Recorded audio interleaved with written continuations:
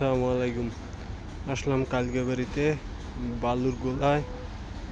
দেখছেন এই গাড়িতে কিভাবে বালু ভরা হয়েছে। আর এই আপনার এই যে আমাদের বিষখালী নদী,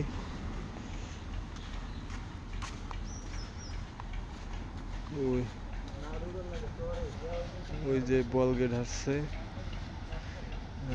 তারপর ওই আমাদের জেলেরা মাছ ধরতেছি নদীতে, ঠিক আছে।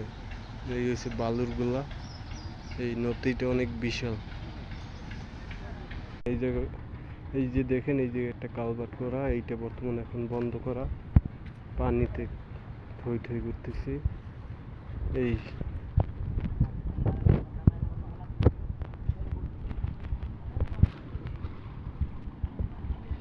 এই মানুষে কাজ করে মাছ ধরে প্রচুর